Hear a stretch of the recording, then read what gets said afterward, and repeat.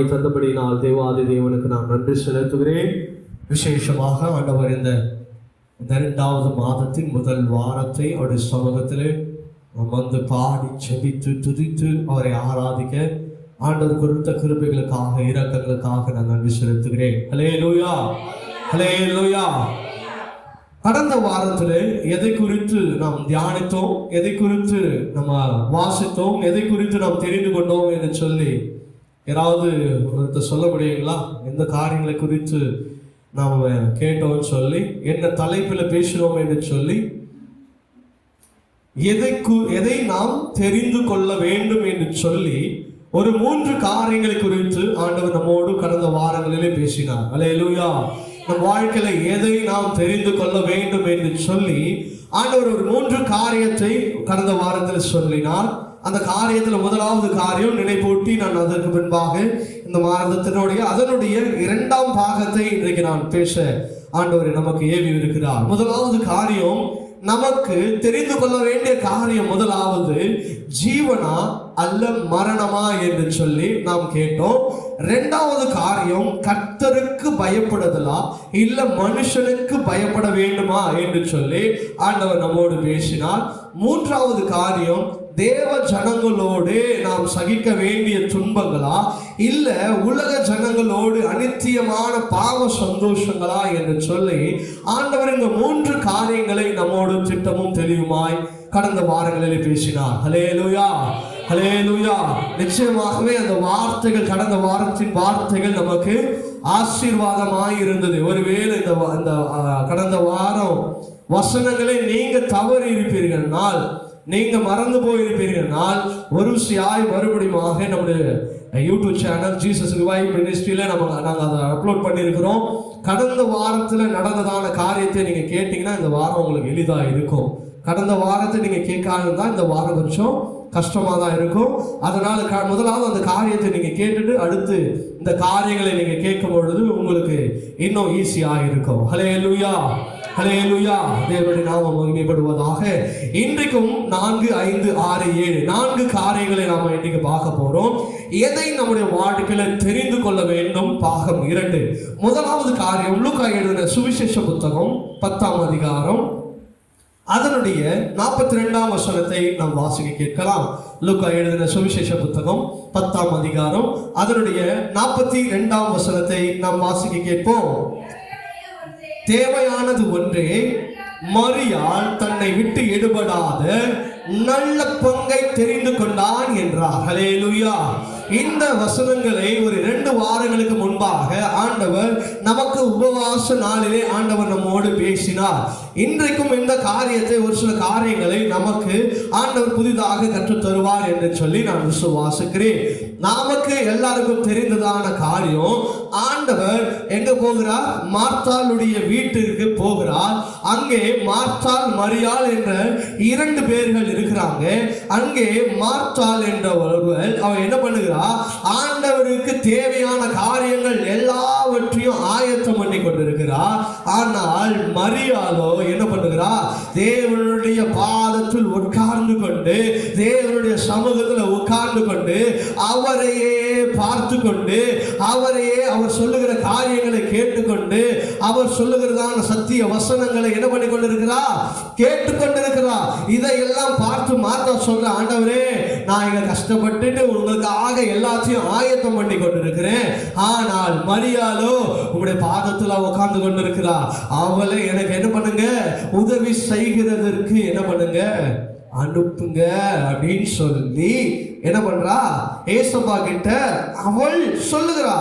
அதுக்கு ஏசப்பா சொல்றா, 41ஆம் வசனத்தை வாசித்துங்கன்னா ஏசப்பா சொல்றா, இயேசு அவளுக்கு பிரதியுத்தரமாக, மார்த்தாளே, மார்த்தாளே, நீ அநேக காரியங்களை குறித்து கவலைப்பட்டு கொண்டிருக்கிறாய், ஆனால் தேவையானது ஒன்று, மரியாளே தன்னை விட்டு எடுபடாத நல்ல பங்கை தெரிந்து கொண்டார். ஹல்லேலூயா, ஹல்லேலூயா. இன்னைக்கும் இந்த 4வது காரியத்திற்கான காரியம் என்னன்னா, நம்ம தெரிந்து கொள்ள வேண்டிய காரியம், கர்த்தரின் பாதமா இல்ல உலகத்தின் கவலையா ஆண்டவருடைய பாதத்தை நீங்க தேடுனீங்கன்னா நீங்க நல்ல பங்கை நீங்க தெரிந்து கொண்டீங்க. ஆனால் உலகத்தின் காரியங்களை நீங்க பிடித்து கொண்டிருப்பீர்கள், உலகத்தின் கவலைகள் உங்களை சூழ்ந்து கொள்ளும் என்று சொல்லி ஆண்டவருடைய வசனம் இன்றைக்கு உங்களுக்கும் எனக்கும் திட்டவட்டமாக சொல்லப்பட்டிருக்கிறது. அங்கே மார்த்தாள் தான் ஆண்டவர் என்ன பண்றா? மார்த்தாள் தான் ஆண்டவரே அவர் வீட்டுக்கு அழைக்கிறார். அவளுக்கு என்ன ஆசைனா ஏசப்பாக்கு என்ன பிடிக்குமோ அதையெல்லாம் ப்ரிப்பேர் பண்ணுகிறா. அவளும் என்ன பண்றா? இயேசுக்கு பிரியமானதை தான் செய்கிறா. ஆனால் தேவனுக்கு எது தேவை என்பதை அவள் அறியாமல் போனாள். ஹல்லேலூயா. இதை கேட்டுக்கொண்டிருக்கிற என் தேவ சனமே, தேவ பிள்ளைகளே, இன்னைக்கு நீங்களும் நானும் ஆண்டவருக்கு பிரியமாய் செய்து கொண்டிருக்கிறோம் என்று நினைத்து கொண்டு அநேக காரியங்களை நம்ம செய்து கொண்டிருக்கிறோம். ஆனால் அது தேவனுக்கு பிரியமான காரியமா என்று சொல்லி யோசித்து பார்த்தால், ஆராய்ந்து பார்த்தால், ஆண்டவர் சொல்லுகிற காரியம் அது இல்லவே இல்லை. ஆண்டவருக்கு பிரியமில்லாத காரியத்தை தேவனுக்கு இதுதான் பிரியம் என்று சொல்லி இன்னைக்கு நீங்க நாம செய்து கொண்டிருக்கிறோம். ஹல்லேலூயா, ஹல்லேலூயா. நீங்க செய்கிற காரியம் உங்களுக்கு உங்க பார்வைக்கு ஒருவேளை நலமா இருக்கும். ஓ, ஏசப்பா இதை ஏற்றுக்கொள்வா, இந்த காரியத்தை செஞ்சா என்ன பண்ணுவார்? ஏசப்பா ஏற்றுக்கொள்வார் அப்படின்னு சொல்லி நீங்க நினைக்கலாம். ஆனால் ஆண்டவர் சொல்லுகிற காரியம் இது அல்ல. மரியாளே நல்ல பங்கை தெரிந்து கொண்டா. எது நல்ல பங்கு என்று சொன்னார்? அவருடைய பாதத்தில் அமர்ந்து கொண்டு இந்த காரியங்களை செய்கிறார். ஹல்லேலூயா, ஹல்லேலூயா. இன்னைக்கு நிறைய பேர்கிட்ட கேட்டோம்னா அநேக காரியங்களுக்கு அநேக எக்ஸ்கியூசஸ், அநேக விளக்கங்கள். ஏன் சபைக்கு வரல அப்படின்னு சொல்லி கேட்டோம்னா அவங்களுடைய நியாயமான காரியங்களை சொல்லுவாங்க. ஓ, இந்த நியாயமான காரியம், இதனால தான் நான் சபைக்கு போல, அதனால ஏசப்பா என்ன பண்ணிடுவாரு, இதை ஏற்றுக்கொள்வாரு அப்படின்னு நினைக்கிறோம். ஆனால் ஆண்டவர் நிச்சயமாகவே அதை ஏற்றுக்கொள்ள மாட்டார். ஏன்னா ஏசப்பா விரும்புகிறது நீங்களும் நானும் ஒரு நல்ல பங்கை தெரிந்து கொள்ள வேண்டும். இந்த ஆலயத்துக்கு வருகிறது மாத்திரமல்ல, நீங்கள் செய்கிற ஒவ்வொரு காரியமும் ஆண்டவருடைய சமூகத்துல ஆண்டவருக்கு பிரியமான காரியமா, இது ஆண்டவர் விரும்புகிறதான காரியமா, இது ஆண்டவருக்கு ஏற்றுக்கொள்ளுகிற காரியமா என்று சொல்லி ஆராய்ந்து பார்க்கணும். அவன் சொல்றா பாருங்க, ஏசப்பா உங்களுக்காக தான் நான் என்ன பண்றேன், எல்லாவற்றும் பற்பல வேலைகளை நான் என்ன பண்றேன், வருத்தமடைந்து உமக்காக செய்து கொண்டிருக்கிற ஆண்டவரே அப்படின்னு சொல்றா. இன்னைக்கு நம்ம கூட ஏசப்பாக்காக ரொம்ப பிரயாசப்படுகிறோம், ரொம்ப காரியங்கள் இயேசுக்கு பிரியமாய் செஞ்சு கொண்டிருக்கிறோம் நினைக்கிறோம். ஆனால் நாம தேவனுக்கு பிரியமில்லாத காரியத்தை செய்து கொண்டிருக்கிறோம். எப்படி? ஏசப்பாக்காக தான் செய்யறோம், ஆனால் ஏசப்பாக்கே பிரியமில்லாமல் செய்கிறோம். ஹல்லேலூயா. நீங்களும் நானும் நினைச்சுக்கிறோம், ஏசப்பா இதனால மகிமைப்படுவா, இந்த காரியத்தினால மகிமைப்படுவா, இந்த காரியத்தை ஏற்றுக்கொள்வா. அதல்ல. தேவனுடைய சமூகத்தில் உட்காருங்க. அதுதான் தேவன் விரும்புகிற காரியம், அதுதான் தேவன் ஆசைப்படுகிற நேரம். தினம் ஆண்டோட சமூகத்துல உட்காருங்க, அவருடைய பாதத்துல உட்காருங்க. கொஞ்ச நேரமாவது ஆண்டோட சமூகத்துல உட்கார்ந்து அடுத்த வேலைகளுக்கு நீங்க கடந்து சொல்லுங்க. கர்த்தருடைய பாதமே நீங்களும் நானும் தெரிந்து கொள்ள வேண்டிய காரியமாக அவர் எதிர்பார்க்கிற காரியம், அவர் நீங்கள் தெரிந்து கொள்ள வேண்டும் என்று சொல்லி ஆசைப்படுகிற காரியம். உலகத்தின் கவலைகளை உங்களுக்குள்ள வேண்டாம், உலகத்தின் அந்நிய காரியங்கள் உங்களுக்குள்ள வேண்டாம். ஐயோ இது எனக்கு வேண்டுமே, இது வேணுமே நினைக்காத. ஆனால் அது அல்ல உனக்கு நித்திய காரியங்கள், அது அல்ல உங்களை நித்திய ஜீவன்ல நடத்துகிற காரியங்கள். தேவனுடைய சமூகத்துல உட்கார்ந்து அவருடைய பாதத்துல உட்காருகிறதே அவர் விரும்புகிற காரியம். அவர் அதை தெரிந்து கொள்ள வேண்டும் என்று சொல்லி ஆசைப்படுகிறார். ஹல்லேலூயா. அதுதான் சொல்றார், மார்த்தாளே மரியாள் தன்னை விட்டு எடுபடாத நல்ல பங்கை தெரிந்து கொண்டார். ஹல்லேலூயா, ஹல்லேலூயா. இன்னைக்கு நிறைய வேலைகள், நிறைய காரியங்களை செய்து கொண்டிருக்கிறோம், யோசித்துக் கொண்டிருக்கிறோம், உலக கவலைகளை சிந்தித்துக் கொண்டிருக்கிறோம்.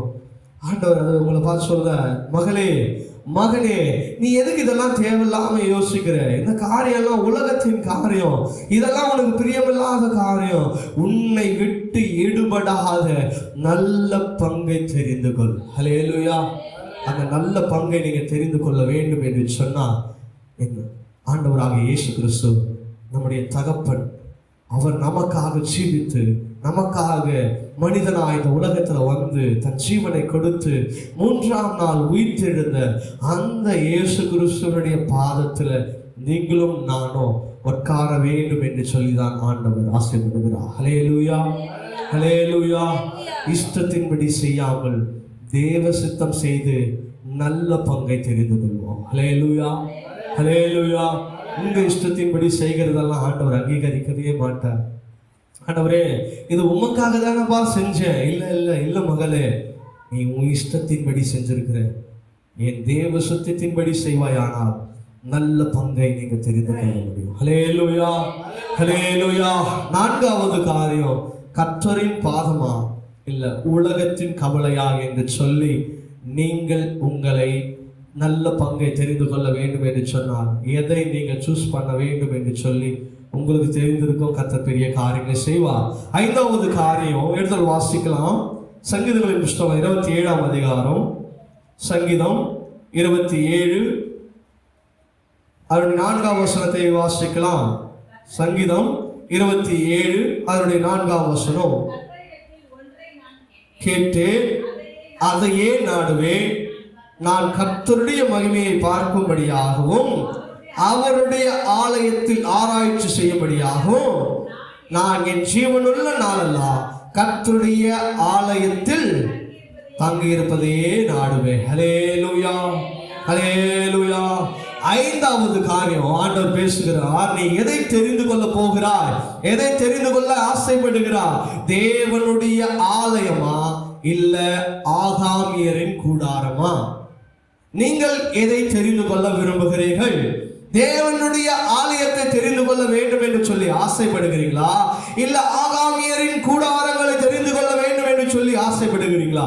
முதலாவது, இந்த ஆகாமியரின் கூடாரம் என்று சொன்னால் அதற்கு தேவ வசனங்கள் கொடுக்கிறதான காரியம் என்ன சொன்னால், இந்த ஆகாமியரின் கூடாரத்துல என்ன இருக்கும் என்று சொன்னால் தீய குணங்கள் இருக்கும், தீய எண்ணங்கள் இருக்கும், தீமையான காரியங்களே இருக்கும், பொல்லாங்கான விஷயங்கள் இருக்கும், பொல்லாத விஷயங்களே இருக்கும். எவனை அழிக்கலாம், எவனை கொலை பண்ணலாம், எவனை மேற்கொள்ளலாம் என்ற ஒரு காரியங்களே இந்த ஆகாமியரின் கூடாரங்கள் இருக்கும். இப்பேற்பட்ட கூடாரங்களை நீங்கள் தெரிந்து கொள்ள வேண்டுமா, இல்ல என் தேவனுடைய ஆலயத்தின் காரியங்களை தெரிந்து கொள்ள வேண்டுமா என்று சொல்லி இந்த நாளில் நீங்களும் நானும் ஆராய்ந்து பார்க்கிற காரியங்களா இருக்கிறது. என் தேவனுடைய ஆலயத்தில் என்ன இருக்கிறது? கர்த்தருடையத்தில் நான் ஒன்றை கேட்டேன், அதையே நாடுவேன், நான் கர்த்தருடைய மகிமையை பார்க்கும்படியாகவும். முதலாவது, அவருடைய மகிமையை ஆலயத்துல பாக்குறீங்க, அவருடைய வல்லமையை நீங்க பாக்குறீங்க. இந்த வல்லமையோ இந்த மகிமையோ நீங்க ஆகாமியரின் கூடாரத்துல பார்க்க முடியாது. ஏன் என்று சொன்னால் தீய எண்ணங்களினாலும் தீமையினாலும் தீய எண்ணங்களினாலும் பொல்லாங்கினாலும் பொல்லாத விஷயங்களினாலும் ஆகாமியரின் கூடாரங்கள் நிறைந்திருக்கிறது.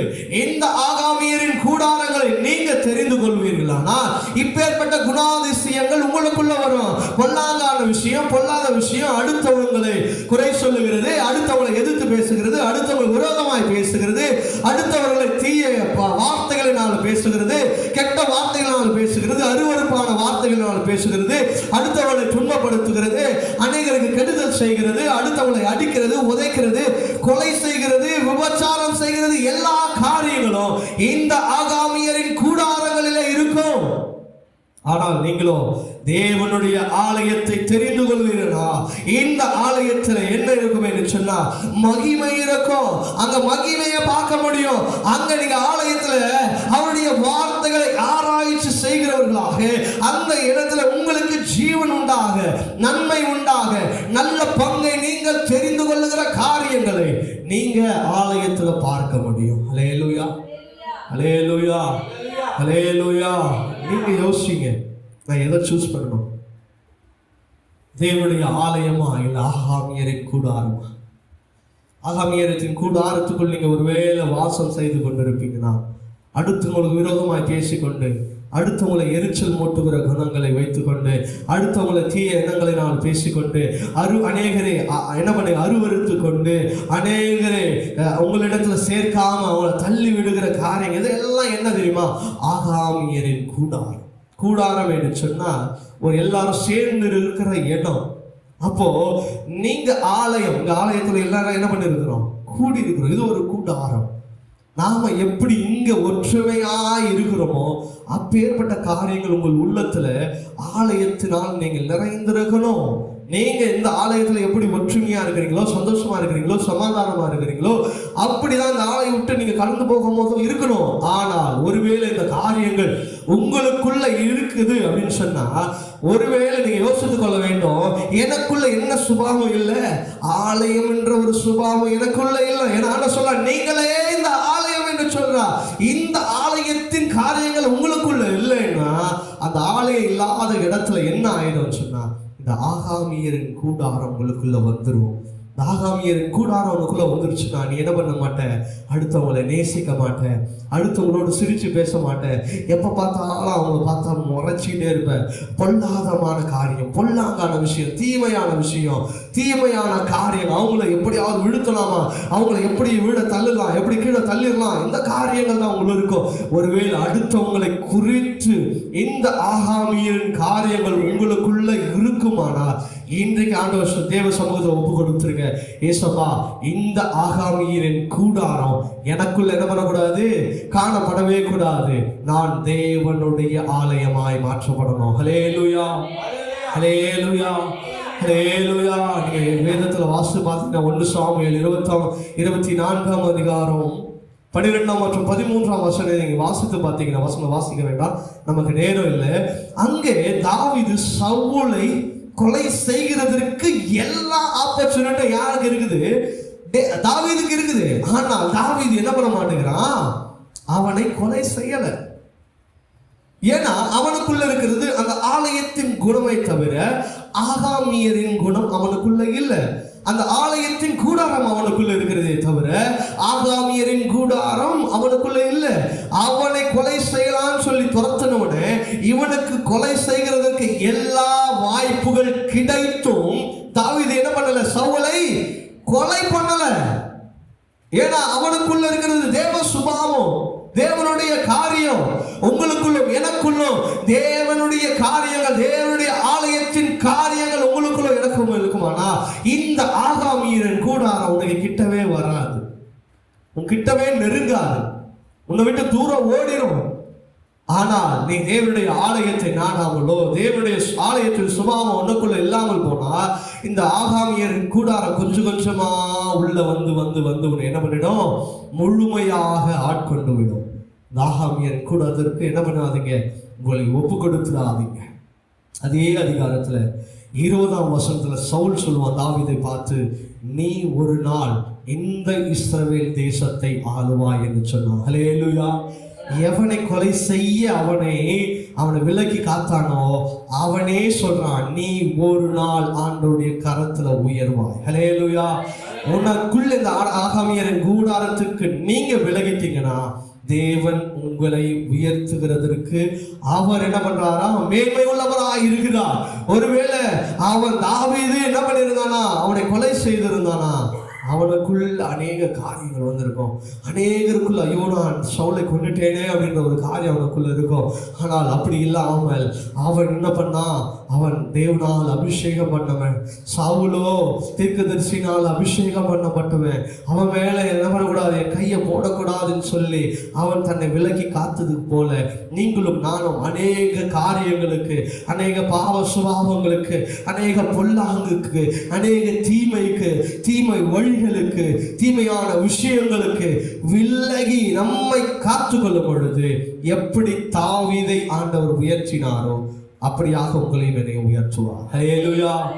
நீங்க யாருக்கு மன்னிக்கிறீங்களோ அவங்க வாயாலே சொல்லுவாங்க, கர்த்தர் உங்களை உயர்த்துவார் என்று சொல்லி. ஹல்லேலூயா, ஹல்லேலூயா, ஹல்லேலூயா. அதுதானே நமக்கு முக்கியம். அந்த 27ஆம் சங்கீதத்துல 14ஆம் வசனத்தை என்ன சொல்லுது? 27:14 கடைசி வசனம், கர்த்தருக்கு காத்திரு, அவர் உன் இருதயத்தை ஸ்திரப்படுத்துவார், திடமனதாக இருந்து கர்த்தருக்கே காத்திரு. அவருடைய சமூகத்துல நீங்க காத்திருங்க, ஆலயத்துல வந்து காத்திருங்க. உங்களை என்ன பண்ணுவார்? எல்லாத்திற்கும் விலக்கி உங்கள் இருதயத்தை என்ன பண்ணுவாரா? ஸ்திரப்படுத்துவார். திடமனதாயிரு, திடனாயிரு, உறுதியாயிரு, எல்லா காரியங்களையும் கர்த்தர் மாற்றிக்கொள்வார் என்று சொல்லி அப்படி சமூகத்தில் நீங்க காத்திருக்கும் பொழுது நிச்சயமாகவே கர்த்தர் உங்களை ஆசீர்வதிக்கிறவராய் இருக்கிறார். ஹல்லேலூயா. ஐந்தாவது காரியம், தேவனுடைய ஆலயமா இல்ல ஆகாமியரின் கூடாரமா என்று சொல்லி எதை நீங்க சூஸ் பண்ண போகிறீங்க என்ற ஒரு காரியத்தை ஆண்டவர் உங்க கரத்துல கொடுத்துக்கிறார். நீங்க எதை சூஸ் பண்ண போகிறீங்களோ அதை நீங்க ஆராய்ந்து பார்த்து அதை பாருங்க. தேவனுடைய ஆலயத்தையே நாம் என்ன பண்ணுவோம்? தெரிந்து கொள்வோம். ஹல்லேலூயா. ஆறாவது காரியம், உபாகமம் 11ஆம் அதிகாரம், உபாகமம் 11ஆம் அதிகாரம் அதனுடைய 26ஆம் வசனத்தை ஒருவர் வாசிக்க கேட்போம். உபாகமம் 11ஆம் அதிகாரம் அதனுடைய 26ஆம் வசனத்தை நான் வாசிக்கிறேன். இதோ இன்று நான் உங்களுக்கு முன்பாக ஆசீர்வாதத்தையும் சாபத்தையும் வைத்திருக்கிறேன். ஹல்லேலூயா. ஹல்லேலூயா. ஆண்டவர் சொல்றாருப்பா, உங்க முன்னாடி தான் நான் எல்லாத்தையும் வச்சிருக்கிறேன். உனக்கு ஆசீர்வாதமும் சாபமும் உனக்கு முன்பாக தான் நான் வச்சிருக்கிறேன். நீ எதை தெரிந்து கொள்ள வேண்டும் என்று சொல்லி நீ ஆசைப்படுகிறியோ என்ன பண்ணு? அதை எடுத்துக்கொள். இந்த ஆசீர்வாதம் உனக்குள்ள வேணும் அப்படின்னு சொன்னா ஒரு சில காரியங்களை நீ பின்பற்றணும் சொல்லி ஆண்டவர் சொல்றார். மிக முக்கியமா சொல்ல போனா ஆண்டவர் சொல்றாரு, இந்த நாள்ல நீ ஆசீர்வாதத்தை பெற்றுக்கொள்ள வேண்டும் என்று சொன்னா உனக்குள்ள ஒரு டிசிப்ளின் வேணும். ஆண்டவர் சொல்றாரு, இன்னைக்கு உங்களை பார்த்து ஒரு டிசிப்ளின் வேணும். இன்னைக்கு ஆசீர்வாதத்தை மாத்திரம் பெற்றுக்கொள்ளணும்னு நினைக்கிறீங்க, தெரிந்து கொள்ளணும்னு ஆசைப்படுறீங்க, என்னை கர்த்தர் ஆசீர்வதிக்கிறோம் நீங்க நினைக்கிறீங்க. ஆனால் உங்களுக்குள்ள ஒரு டிசிப்ளின் ஆண்டவர் வேணும்னு நினைக்கிறார். டிசிப்ளின் ஒண்ணுமே இல்லை, உங்களுக்குள்ள ஒரு ஒழுக்கத்தை ஆண்டவர் எதிர்பார்க்கிறார். ஒழுக்கமான காரியங்களை செய்ய வேண்டும் என்று சொல்லி கர்த்தர் ஆசைப்படுகிறார். கர்த்தர் இஸ்ரவேல் ஜனங்களை ஆசீர்வதிக்கப்பட வேண்டும் என்று சொல்லி அவர் பார்க்கிறார். ஆனால் ஜனங்கள் என்ன பண்ணுகிறாங்க? ஒழுக்கம் இல்லாமல் அவங்க இஷ்டத்தின்படி செய்து கொண்டிருக்கிறாங்க. அதனால் ஆண்டவர் சொன்னார், மோசேவே நீ போ, அந்த மலை மேல ஏறு, அந்த மலையில நான் உனக்கு என்ன பண்ணுவேன்? கட்டளைகளை கொடுப்பேன். அந்த கட்டளைகளின்படி இந்த பிள்ளைகளை என்ன பண்ணு? வழி நடத்து. ஹல்லேலூயா. ஏன் ஆண்டவர் அந்த கட்டளை கொடுத்தாருன்னா அந்த பிள்ளைகளை சரியான பாதையில நடத்தணும், அவங்களை டிசிப்ளினா கொண்டு போகணும். இஸ்ரவேல் ஜனங்கள் நான் வைத்திருக்கிற ஆசீர்வாதத்தை பெற்றுக்கொள்ளணும்னா நான் வைத்திருக்கிற என்ன பண்ணணும்? கட்டளைகளின்படி நடக்கணும், கற்பனைகளின்படி நடக்கணும். அப்படி என் தேவ ஜனம் நடந்துச்சுன்னா நான் வைத்திருக்கிற ஆசீர்வாதங்களை என்ன பண்ண முடியும்? பெற்றுக்கொள்ள முடியும்னு சொல்லி ஆண்டவர் என்ன பண்ற? கட்டளைகளை கொடுக்கிறார்.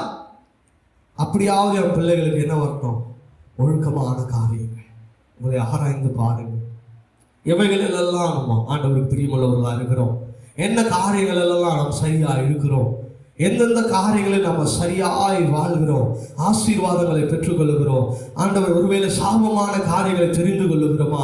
ஆண்டவர் சொல்றா, உனக்கு முன்பாக தான் நான் வச்சிருக்கிற மகனே மகளே, ஆசீர்வாதத்தையும் உனக்கு முன்னாடி தான் வச்சிருக்கிறேன், சாபத்தையும் உனக்கு முன்னாடி தான் வச்சிருக்கிறேன். நீ எதை தெரிந்து கொள்ளுகிறாய் என்பதை நீதான் ஆராய்ந்து கொள்ள வேண்டும். ஹல்லேலூயா. ஹல்லேலூயா. ஹல்லேலூயா. சுயமான காரியத்துக்கு உங்களை விலக்கி கொள்ளுங்க. பாவமான காரியங்களுக்கு உங்களை விலக்கி கொள்ளுங்க. வேதத்தில் பார்க்கிறோம், எவன் டிசிப்ளினா இருந்தான் என்று சொன்னா நமக்கு நல்ல ஞாபகம் இருக்க வேண்டியது ஒரே ஒரு மனுஷன், எனக்கு பிடிச்ச மனுஷன் ஈசாக்கு. ஆண்டவர் அவனை எப்படியெல்லாம் நடத்த வேண்டும் என்று சொல்லி அவனை நடத்தினா. அவன் சுய ஒழுக்கத்தின்படி வாழ்ந்தான். அவன் ஈசாக்கு வாழ்ந்ததுனால அவன் ஒரு வசனம் சொல்லுது, ஈசாக்கு விதை விதைத்தான், அவன் எத்தனை மணி? 100 மடங்கு. அவன் விதைச்ச ஒரு விதை கூட என்ன பண்ணல, வேஸ்டே ஆகல. இன்னைக்கு விவசாயம் பண்றாங்க, ஒரு விதை வீணாகாம போக முடியுமா? எத்தனையோ ஆயிரக்கணக்கில் வீணா போகுது. ஆனால் ஈசாக்கோ விதை விதைத்தான் 100 மடங்கு. அவன் போட்ட ஒரு விதை கூட என்ன பண்ணல, வேஸ்ட் ஆகல. யோசிச்சு பாருங்க, ஆண்டவர் எப்படி ஆசீர்வதித்திருக்கிறார். அவன் சுயத்தின்படி வாழலங்க, அவன் சுய ஒழுக்கத்தின்படி வாழ்ந்தான். அவன் பலத்தினால் வாழல, தேவ பலத்தினால் வாழ்ந்தான். தேவனை நம்பி வாழ்ந்தான். 100% அவனுக்கு ஆசீர்வாதம். இதை கேட்டுக்கொண்டிருக்கிற என் தேவ பிள்ளைகளே, தேவ ஜனங்களே, இந்த வார்த்தை உங்களுக்குள்ள இன்றைக்கு காணப்பட்டிருக்குமானா உங்கள் சுய ஒழுக்கத்தை இன்றைக்கு ஆராய்ந்து பாருங்க. தேவனுக்குள்ளாக என் ஒழுக்கமான காரியங்கள் எப்படி இருக்கிறது? ஆண்டவரை விட்டு நான் விலகி சென்றிருக்கிறேனா, இல்ல தேவனை உண்மையாய் பின்பற்றுகிறேனா, இல்ல ஈசாக்கை போல நான் வாழ்ந்து கொண்டிருக்கிறேன்? கொண்டிருக்கிறேனா? ஈசாக்கை போல நான் ஆண்டவருக்கு பிரியமாய் வாழ்ந்து கொண்டிருக்கிறேனா? ஈசாக்கினுடைய காரியங்கள் எனக்குள்ள வாழ்க்கை காணப்படுகிறதா? ஈசாக்கு எப்படி அவன் விதை விதைத்தானோ, எப்படி அவனுடைய கையின் பிரயாசங்கள் ஆசீர்வதிக்கப்பட்டதோ, அப்படியாக நாங்களும் ஆசீர்வதிக்கப்படணும். அப்படி ஆசீர்வதிக்கப்படணும்னு ஆசைப்படுறீங்களா? எத்தனை பேர் ஆசீர்வதிக்கப்படுறீங்க? ஹல்லேலூயா, ஹல்லேலூயா. அதான் சொல்றார் ஆண்டவர், உங்க கரத்துல வச்சிருக்கிறேன் ஆசீர்வாதமும் சாபமும்.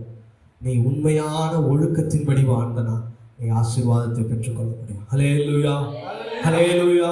அவருடைய டிசிப்ளின் இந்த 27ஆம் வசனத்திலிருந்து 32ஆம் வசனங்கள் எல்லாம் நீங்க வாசத்தை பார்த்தீங்கன்னா, நமக்கு நேரம் இல்லை, வீடுகளில் போய் நீங்க வாசித்து பாருங்க. அதுல என்னென்ன காரியங்கள் ஆசீர்வாதம், என்னென்ன காரியங்கள் சாபங்கள் என்று சொல்லி நீங்க நிச்சயமாகவே வாசிக்க முடியும். இஸ்ரவேல் ஜனங்கள், நீங்க ஆசீர்வதிக்கப்படணும், இந்த காரியத்தை செய். ஒருவேளை உனக்கு பாவமான காரியங்கள் வருமானா, சாபமான காரியங்கள் வரணும், இந்த வசனங்கள் எல்லாம் சொல்லிருக்கிறது. அதே உபாகமம் 11ஆம் அதிகாரம் 27ஆம் வசனத்திலிருந்து 32ஆம் வசனம் வரைக்கும் நீங்க வாசிங்க. எப்படி ஈசாக்கு ஒரு டிசிப்ளினோடு வாழ்ந்ததுனால அவன் விதைத்த விதை ஒன்று கூட மாறவே இல்லை. ஆனால் இன்னொரு மனுஷன் அவன் ஒழுக்கத்தை இழந்து போனான், சிம்சோன். அவன் பாவத்துல விழுந்ததினால என்னாச்சு? அவன் மறிக்கும் போது 2 கண்களையும் இழந்து மறித்து போனான். ஹல்லேலூயா. அவனுக்குள்ள சுய ஒழுக்கம் இல்லை, சுயமான காரியங்கள் தான் இருந்து கொண்டிருந்தது. அவனுடைய ரகசியத்தை என்ன பண்ணிட்டான்? அவன் ஆசைக்காக இணங்கினவள்கிட்ட என்ன பண்ணிட்டான்? சொல்லிட்டான். அவனுடைய காரியங்கள் எல்லாம் மாற்றப்பட்டது. ஒருவேளை நாமளும் சுய ஒழுக்கம் இல்லாமல் இருக்கோமானா, ஆண்டவருக்குள்ளாக நம்ம டிசிப்ளினா வாழனா, ஆண்டுடைய வார்த்தைக்கு கீழ்ப்படியாம வாழ்வோனா, ஆண்டுடைய கற்பனைகளின்படி வாழாமல் இருப்போமானா, இயேசுனுடைய வார்த்தைக்கு நாம் செவி கொடுக்காமல் வாழ்வோமானா, இப்பேற்பட்ட சிம்சோனுடைய வாழ்க்கையில் எப்படி பரிதாபமாக அவன் இறந்து போனானோ, எப்படி அவன் பலவானாயிருந்தான், ஆனால் அவன் சுய ஒழுக்கத்தின்படி அவன் விழுந்ததினால அப்படி அவன் என்ன பண்ணா? அவனுடைய காரியங்கள் மிகவும் கேவலமான முடிவுகள், அவனுடைய கண்கள் பிடுங்கப்பட்டது. நம்முடைய வாழ்க்கையில நமக்குள்ள ஒரு சுயமான காரியங்கள் காணப்படவே கூடாது, ஒழுக்கமான காரியங்கள் காணப்படணும். ஆண்டவர்கிட்ட கேளுங்க, ஏசப்பா நான் டிசிப்ளினா இருக்கணும், ஒழுக்கமா இருக்கணும், நானும் டிசிப்ளினா இருக்கணும், என் குடும்பமும் டிசிப்ளினா இருக்கணும், என் பிள்ளைகளே நான் என்ன பண்ணணும்? டிசிப்ளினா வளர்க்கணும். அதுதான் தேவன் விரும்புகிற காரியம். ஹல்லேலூயா, ஹல்லேலூயா. 6வது காரியம், ஆசீர்வாதமா இல்ல சாபமா என்பதை நீங்க தெரிந்து கொள்ளுங்க. ஆசீர்வாதமாய் நீங்க வாழணும்னு நினைச்சீங்கன்னா டிசிப்ளினா நீங்க வாழணும். அப்ப டிசிப்ளின் ஒரு காரியம் இல்லைன்னா சாபத்தையே நீங்க தெரிந்து கொள்ளுகிறீர்கள் என்று வசனம் சொல்லுகிறது. ஹல்லேலூயா. வீடுகளில் போய் அந்த 27 32 வசனங்களை வாசித்து பாருங்க. கர்த்தர் பெரிய காரியங்கள் செய்வார். 7வது காரியம் வாசிக்கலாம். லூக்கா எழுதின சுவிசேஷ புத்தகம் 18ஆம் அதிகாரம் அதனுடைய 22ஆம் வசனத்தை நாம் வாசிக்க கேட்கலாம். லூக்கா எழுதின சுவிசேஷ புத்தகம் 18ஆம் அதிகாரம் அதனுடைய 22ஆம் வசனத்தை நாம் வாசிக்க கேட்கலாம். இயேசு அதை கேட்டும், ஒரு குறை உண்டு, உண்டானவைகளை எல்லாம் விற்று தரித்திற்கு கொடு, அப்பொழுது பரலோகத்தில் உனக்கு பொக்கிஷம் உண்டாகும் என்று பின்பு என்னை பின்பற்றி வா என்று சொன்னார். ஹல்லேலூயா. இது ரொம்ப முக்கியமான விஷயம். 7வது விஷயம், யாரை சேவிக்கிறீர்கள்? கர்த்தரையா அல்ல உலகத்தையா? ஆண்டவர் சொல்றார், எதை நீங்க தெரிந்து கொள்ளுகிறீர்கள் என்று சொல்லி ஆண்டவர் தலைவில் பேசிக் கொள்ளுகிறார். இந்த 7வது காரியம், யாரை சேவிக்கிறீர்கள்? கர்த்தரையா அல்ல உலகத்தையா? ஒரு மனுஷன் வந்து ஆண்டவர் இயேசுவா கிட்ட சொல்றான், நான் சின்ன வயதில் இருந்து நான் என்ன பண்றேன்? உங்களுடைய கற்பனைகள் எல்லாம் கீழ்படுகிறேன், நான் எல்லாவற்றையும் செய்கிறேன், மோசே சொன்னதான கட்டளைகள் எல்லாம் நான் பின்பற்றேன், எல்லாவற்றையும் நான் செய்கிறேன் அப்படின்னு சொல்றா. அப்ப இயேசப்பா அவனுக்குள்ள இருக்கிற கடினமான இருதயத்தை பார்த்து சொல்றார், மகனே, உனக்குரிய காரியங்கள் எல்லாவற்றையும் விட்டு நீ என்ன பண்ணு? தரித்திற்கு கொடுத்துட்டு அதுக்கு பின்னாடி எனக்கு என்ன பண்ணுவா? பின்பற்றி வா. ஆனா அவன் என்ன பண்ணல? பின்பற்றி வந்தானா? வரலையா? வரல. ஏன்னா அவன் என்னதான் கற்பனையை பின்பற்றினாலும் கட்டளையை பின்பற்றினாலும் உலகத்தின் ஆசைக்கு அவன் இறங்கி இருந்தான். ஹல்லேலூயா, ஹல்லேலூயா. இன்னைக்கு நிறைய பேர் அப்படிதான் ஏசப்பாவை பின்பற்றணும்னு நினைக்கிறோம், அவரை சேவித்துக் கொள்ளணும்னு நினைக்கிறோம். ஆனால் என்ன பண்ண முடியல. ஒரு சில காரியங்கள் என்னை இயேசு கிறிஸ்துவின் இடத்துல கொண்டு போக முடியல. ஒரு சில ஆசை வாசங்கள் என்ன பண்ணுகிறது, என்னை என்ன பண்ணுது, நடத்துகிறது. இன்னைக்கு நிறைய பேர் பயமுறுத்தி வச்சிருக்கிற காரியம், ஏசப்பாவை ஏத்துக்கிறேன்னா என்ன பண்ண முடியாது, கலர் துணி போட முடியாது, ஒயிட் அண்ட் ஒயிட்ல தான் இருக்கணும், நகை போடக்கூடாது, அதை போடக்கூடாது, இதை போடக்கூடாதுன்னு சொல்லி என்ன பண்ணி கொண்டு இருக்கிறான், பயமுறுத்தி வச்சிருக்கிறான். நீ ஆண்டவருக்கு இதெல்லாம் செய்கிறது இரண்டாவது பட்சம். ஆனால் முதலாவது உன்னுடைய இருதயத்தை ஆண்டவருக்கு நேராக ஒப்பு கொடுத்திருக்கிறார் என்பதுதான் ஆண்டவர் எதிர்பார்க்கிற விஷயம். அல்லேலூயா. நீ எல்லாவற்றையும் இயேசுவை பின்பற்றணும்னு சொல்லி உன் இருதயத்துல நினைச்சு கொண்டிருப்ப. ஆனால் நீ உலகத்துக்கு என்ன பண்ணக்கூடாது, ஆசை வைக்க கூடாது. அதனாலதான் நம்முடைய முன்னோர்கள் சொல்றாங்க, நீ உலகத்தை வெறுத்துரு. அதனாலதான் நீ என்ன பண்ணு, வெள்ளை வஸ்திரம், தறி, நகையெல்லாம் போடாது. இதெல்லாம் பார்த்தனா உனக்கு என்ன வரும், ஆசைகள் வரும். அதனாலதான் இதை செய்யாதுன்னு சொல்றாங்க. ஏன்னா நீ உலகத்தின் மேல இருக்கிற ஆசையெல்லாம் நீ வெறுக்கணும். வெறுத்தாதான் என் இயேசுவை என்ன பண்ண முடியும், சேவிக்க முடியும் அப்படின்ற ஒரு காரியத்தினால அவைகளை என்ன பண்ணாங்க, சொன்னாங்க. இன்னைக்கு அநேகர் என்ன பண்ணி கொண்டு இருக்கிறாங்க, அதை வேற விதமாக சொல்லி அநேகர் குழப்பத்துக்குள்ளாக கொண்டு போகிறாங்க. நமக்கு அது தேவையில்லை. ஆனால் இன்றைக்கு நீங்க ஆண்டவரை பின்பற்ற வேண்டும் என்று சொன்னால், நீங்க எப்பேற்பட்ட குணம் உள்ளவர்களா இருக்கிறோம் என்று சொன்னால், என் தேவன் பிரியப்படுகிற குணம் இருக்கணும். ஹல்லேலூயா. அவன் சொல்றான், ஏசப்பா நான் உங்களுடைய வார்த்தைகள் எல்லாம் ஃபாலோ பண்றேன், உங்களுடைய வசனங்கள் எல்லாம் கீழ்ப்படுகிறேன். என் சிறு வயதிலிருந்தே, அவன் சொல்றதை கேளுங்க, என் சிறு வயதிலிருந்தே நான் உன் கற்பனையை ஃபாலோ பண்றேன்ப்பா. ஆனால் அவனுக்குரிய காரியங்களை என்ன பண்ண முடியல, கொடுக்கவே முடியல. இதை கேட்டுக்கொண்டிருக்கிறேன் தேவ ஜனமே, தேவ பிள்ளைகளை, ஆன்லைன் மூலமாக கேட்க போகிறேன் தேவ ஜனமே, நீ ஆண்டவரை பின்பற்றணும் என்ற வாஞ்சை உனக்குள்ள இருக்குது, விருப்பம் உனக்குள்ள இருக்குது, இயேசுவை பின்பற்றணும் உனக்கு காரியம் இருக்குது. ஆனால் இந்த உலகத்தின் சிந்தைகளோ, உலகத்தின் காரியங்களோ, உலகத்தின் ஐஸ்வர்யமோ உன்னை முழுமையாக தேவன் இடத்துல என்ன பண்ணாது, கிட்டி சேர்க்காது. ஒரு நல்லா புரிஞ்சு கொள்ள வேண்டிய விஷயம் என்னன்னா, நீங்க இயேசு கிறிஸ்துவை சொந்த இரட்சகராக என்னைக்கு ஏற்றுக்கொண்டீங்களோ, நல்லா கவனிங்க, இயேசு கிறிஸ்துவை என்னைக்கு நீங்க சொந்த இரட்சகராக ஏற்றுக்கொண்டீங்களோ அன்னிலிருந்து என்ன பண்ணணும், ஒரு சில காரியங்களுக்கு நீங்க விலகி காத்துக்கொள்ளணும். ஏசப்பாவை அதுதான் விரும்புகிற காரியம்.